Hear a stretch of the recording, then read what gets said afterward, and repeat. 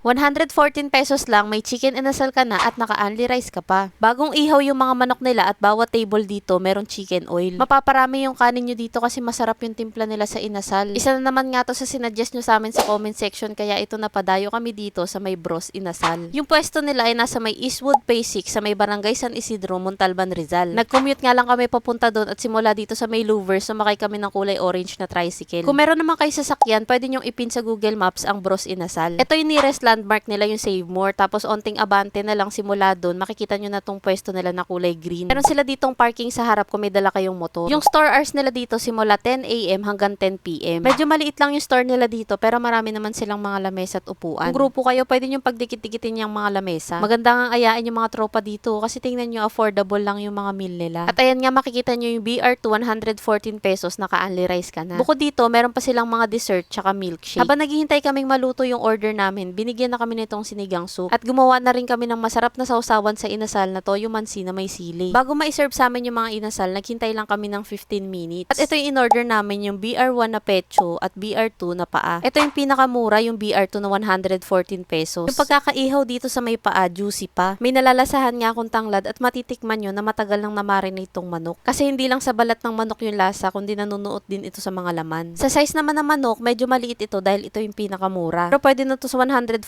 pesos kasi naka-only rice na rin to. Kung mas bet nyo naman yung mas maraming laman, ito yung piliin nyo, yung pecho. 129 pesos naman yung isang order nito. At ayan nga, makikita nyo yung pecho part. Konti lang yung buto nito at mas lamang yung laman. Kayo na bahala guys kung anong gusto nyong part sa dalawa. Kung matipid ka naman sa ulam, kahit anong orderin mo dito, mapaparami ka pa rin ng kanin. Malinamnam din naman yung manok nila dito kaya kahit kaperanggot lang yung pilasin mo. Malasa na to sa kanin tapos dagdagan nyo pa ng kanilang chicken oil. Pagka-serve nga pala sa amin itong manok, binigyan na kami agad nitong extrang kanin kaya tuloy-tuloy na yung pagkain.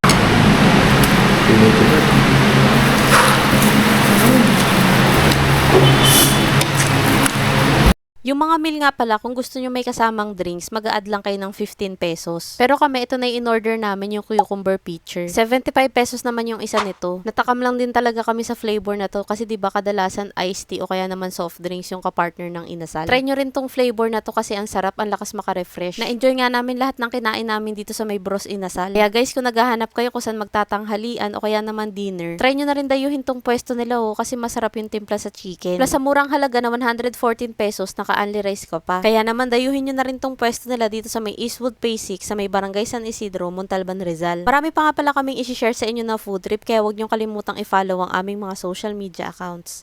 Yun lang, maraming salamat po sa panonood. Bye! Yun, sarap.